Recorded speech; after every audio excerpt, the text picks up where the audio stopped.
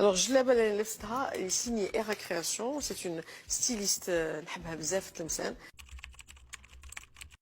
والآن مع المفاجأة الكبرى.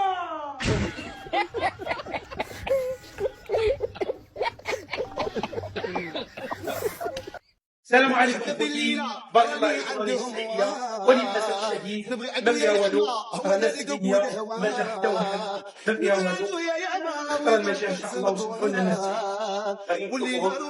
بغيتكم تشوفوا هذا الفيديو ديال هاد جوج شبان جزائريين اللي دخلوا للحدود المغربيه في البحر، كانوا في خطر، وغادي تشوفوا كيفاش غادي تتعاملوا معهم المغاربه، نقذوهم وتعاملوا معهم احسن المعامله وبالانسانيه. وبغيت نقول لكم كون كان العكس شنو غادي يوقع.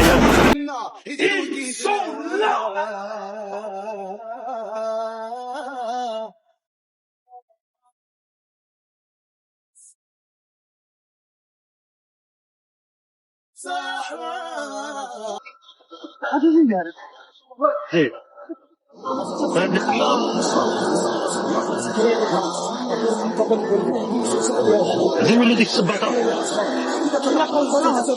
نقص القدر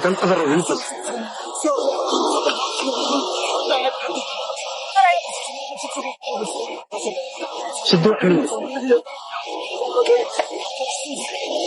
غير تهدم انت غير ساعه نضرب دابا. هانتوما اخوتي الجزائري، مرحبا بك الخاوه. قناعة المغاربة فوق العين والراس. مرحبا بك. حيد كما سيدي، حيد. ما عنديش لا غير حيدها باش ما يجيش بحال مبحر معانا، بحال مبحر معانا، فهمت. اي ما يا تبون يا الرئيس لكني محمد سيس. شنو هي ديك الاخرى؟ عاود تخليني من يا تبون يا رئيس، عاود ديك الاخرى.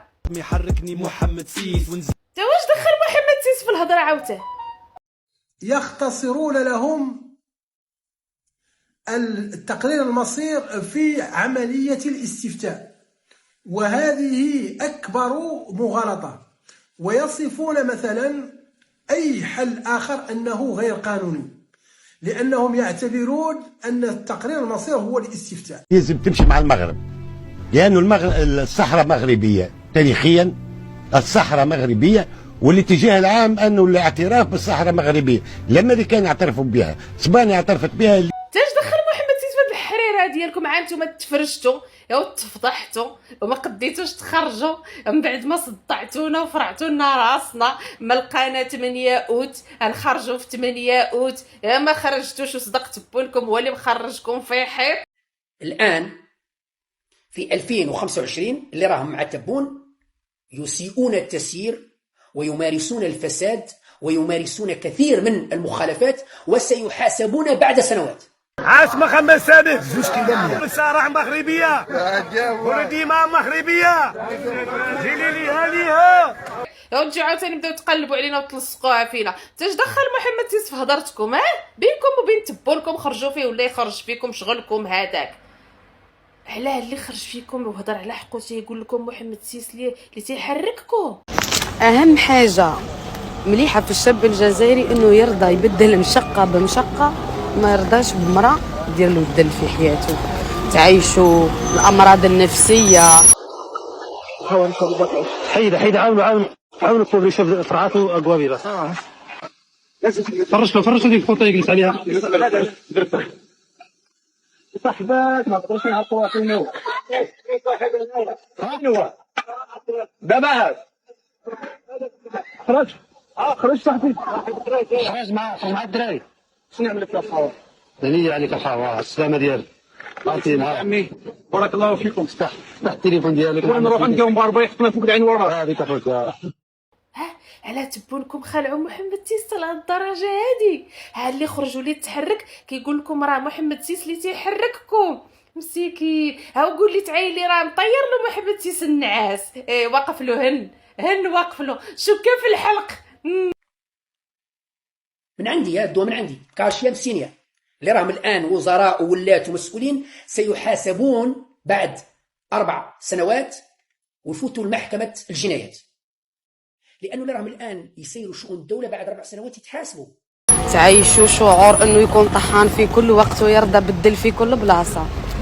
يعني تلقاه بار اكزومبل يرضى بالادمان باش ينسى، ما يقبلش يكون مع مراه هكاك برك. لا يديرها تيخرج في المنام، تيخرج لكم في المنام. الله يحفظه، الله يخليه لينا، الله يخليه تاج فوق راسنا، والله يخليه لكم حتى نتوما. يتحاسبوا رسمي ويلقاو روحهم في الحراش، واللي راهم في الحراش تكون كملت المحكوميه تاعهم وخرجوا. وممكن جدا يلقاوهم وزراء، ممكن جدا يلقاوهم مسؤولين، ممكن واحد من راهم في الحبس نلقاوه رئيس جمهوريه، ممكن جدا، ممكن جدا. ايه نعم، في الجزائر كل شيء ممكن. وهذا خطأ فادح. النقاش كان ليقول المغرب بصراحة بأن من خدع الناس بالقول بأن تقرير المصير يعني الاستفتاء كان يغالطهم، والاجتماع لا أحد قدم دليل على أن تقرير المصير يمر عبر الاستفتاء. من قال بأن تقرير المصير يعني الاستقلال كان يغالط الناس، ويجب أن يتحمل مسؤوليته أمام التاريخ. هي اكبر مساند للبوليزاريو الى حد فتره مساند قبل الجزائر. اسبانيا المانيا ماشيه، كل البلدان فرنسا ستنتهي وتمشي في نفس مالا معناها احنا ما نمشيوش في الاتجاه الخاسر يا سيمونس. الله يخليه لكم انتم، ما يحرككم شويه ويدير فيكم النفس، غاب هضرته غاب الصواب ديالو غاب الاداب ديالو، يخرج ويمد لكم يديه الشريفه العفيفه. هذا الواحد رئيس الجمهوريه اللي بعد تبور راهو مازالو في الحبس، يخرج من الحبس يولي رئيس، ممكن. إذا باش نصفيو هذا الإحقاد وهذه المشاكل علينا أن نطوي صفحة الماضي. قولوا على الله، على الوتر، على الملك، ليها ويحرككم شويه، يحرككم شويه النفس، راه في خبر كان، راه النفس عندكم تبعات